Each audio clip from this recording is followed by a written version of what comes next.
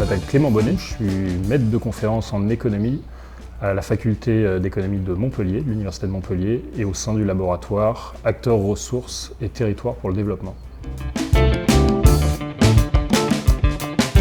Le problème porte surtout sur les énergies fossiles, donc le gaz naturel, le charbon et le pétrole. Le problème, c'est qu'au-dessus de nos têtes s'accumulent des gaz à effet de serre qui viennent perturber l'équilibre du système climatique et contribuer au réchauffement de la température moyenne, avec les conséquences qu'on imagine.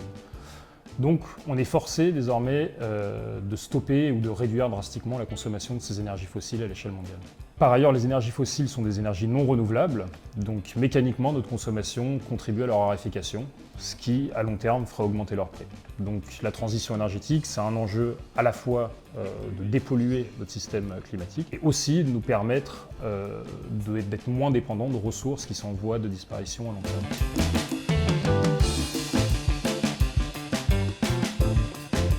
La stratégie de l'UE pour produire et consommer différemment de l'énergie, elle découle directement de l'accord de Paris qui a été signé en 2015 par différents pays et qui est aujourd'hui ratifié par 14 pays, si je ne me trompe pas, qui couvrent 98% des émissions de gaz à effet de serre à l'échelle mondiale. La traduction à l'échelle européenne de cet accord de Paris, ça a été le pacte vert qui a été proposé en septembre 2019 par la Commission européenne et qui se donne pour objectif de réduire de 55% les émissions de gaz à effet de serre à horizon 2030 en comparaison des niveaux d'émissions de 1990. Et puis d'aller vers une neutralité carbone, donc c'est-à-dire des émissions carbone qui seraient absorbées par le territoire européen à horizon 2050. Pour ça, la Commission européenne a proposé un paquet législatif qui s'appelle le Fit for 55, qui est tout un ensemble de mesures qui sont négociées encore actuellement et qui le seront probablement jusqu'en mai 2024. Alors cet objectif de réduction de 55% des émissions de gaz à effet de serre à horizon 2030 par rapport au niveau de 1990, il est extrêmement ambitieux. On peut le voir sur ce graphique. Ce graphique représente d'une part les émissions observées à l'échelle de l'Union européenne jusqu'en 2016 et indique les points auxquels on devra arriver à horizon 2030 et 2050. Donc ne serait-ce qu'entre 2016 et 2030, l'effort de réduction est équivalent à 3 fois en l'espace de 15 ans ce qu'on a fait sur les 15 dernières années. Deux principaux défis qui se posent à l'UE en matière d'énergie et qui vont accompagner les négociations autour du pacte vert pendant les prochaines années. D'une part, il y a la question de la sécurité énergétique, qui est devenue d'autant plus importante avec l'invasion de l'Ukraine par la Russie. Et d'autre part, il y a la diversité des mix énergétiques, ou des bouquets énergétiques, qui va nécessiter de pouvoir coordonner les différents États autour d'un projet global de transformation du système énergétique.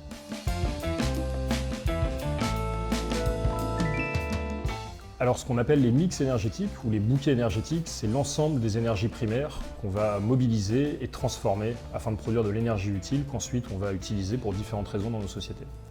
Ici sur ce graphique, on peut voir ce qu'on appelle les bouquets électriques, ou les mix électriques, c'est-à-dire l'ensemble des énergies primaires mobilisées pour produire exclusivement de l'électricité. Ce qui est intéressant, c'est qu'on voit l'immense diversité de ces mix électriques à l'échelle européenne. Ici, on a une illustration uniquement pour 3 pays, le Danemark, l'Allemagne et la France, et on peut voir qu'il y a quand même des situations énergétiques extrêmement différentes d'un pays à l'autre. Donc si on prend le cas du Danemark, par exemple, c'est un pays qui a fait le choix en 1985 de sortir du nucléaire, suite à un débat démocratique qui a été assez intense dans le pays, et qui a ensuite axer sa transition énergétique sur une stratégie industrielle visant à développer une filière éolienne, ce qui a permis d'introduire massivement de l'éolien dans le mix électrique danois. À côté de ça, et de manière paradoxale, c'est un pays qui se repose encore énormément pour le charbon, notamment pour compléter l'intermittence de la production éolienne. Si on regarde par exemple l'Allemagne, on va avoir un mix électrique qui est beaucoup plus diversifié, avec un mix d'énergie renouvelable extrêmement diversifié. On trouve du solaire, on trouve de l'éolien. Mais on va également trouver, encore une fois, beaucoup de charbon pour une raison assez simple, c'est que l'Allemagne dispose de mines de charbon sur son territoire, et donc la facilité d'accès à cette ressource freine un petit peu cette transition énergétique et l'oblige quelque part à continuer d'utiliser cette énergie qui est pourtant la plus polluante des 3 énergies fossiles. Et puis à côté de ça, on voit la spécificité française. En 1974, lors du plan Messmer et pour des raisons d'indépendance énergétique, la France choisit d'aller vers le nucléaire et construit une filière industrielle qui est extrêmement performante d'ailleurs, qui lui permet d'introduire massivement du nucléaire dans son mix électrique. Encore récemment, on a appuyé cette volonté en relançant l'industrie nucléaire à l'échelle française avec le projet de construire 6 EPR, qui est un projet qui interroge beaucoup à l'échelle internationale, puisque d'une part, la tendance internationale est plutôt à se détourner de l'énergie nucléaire, et puis d'autre part, les premières expériences qu'on a sur la production de ces réacteurs de nouvelle génération est assez mauvaise sur le plan industriel, puisque ça a généré beaucoup de surcoûts et beaucoup de retard dans les chantiers, ce qui interroge un petit peu ce projet de construire 6 nouveaux EPR en France. Le second enjeu en matière de coordination des différents pays européens, c'est celui de la sécurité énergétique. Donc la sécurité énergétique, c'est un concept multidimensionnel, mais on considère habituellement qu'on est en situation de sécurité énergétique si on a accès à une énergie qui est abordable, et qui est accessible et qui est disponible pour les citoyens et les citoyennes. Donc on peut penser que les énergies renouvelables sont plus facilement accessibles puisque le soleil et le vent, notamment, sont gratuits et abondants. En effet, c'est un petit peu plus compliqué. Ce qu'on sait, c'est que les technologies bas carbone, en général, sont plus intensives en métaux. Autrement dit, en comparaison des énergies fossiles et à énergie égale produite, on va utiliser plus de métaux dans un mix énergétique bas carbone que dans un mix énergétique fossile. Donc il y a un enjeu de sécurisation d'accès à ces métaux. Et cet enjeu de sécurisation, il passe par différentes pratiques, notamment le développement de pratiques de recyclage qui soient plus efficaces, et donc qui soient alignées avec les conceptions de ces équipements pour pouvoir faciliter le recyclage.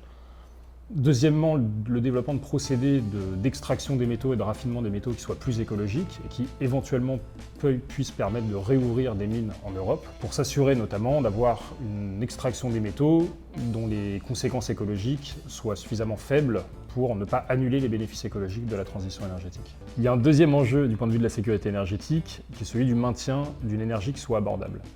Et ça pose la question de l'équité, notamment puisqu'on sait qu'au moins à court terme, le coût de l'énergie va augmenter, et ce pour deux raisons. D'une part, on va faire payer plus cher les énergies fossiles pour décourager leurs usages, et d'autre part, on va les substituer par des énergies bas carbone qui sont pour le moment encore un petit peu plus chères. On sait que les dépenses énergétiques pèsent plus lourd dans le budget des ménages les plus modestes.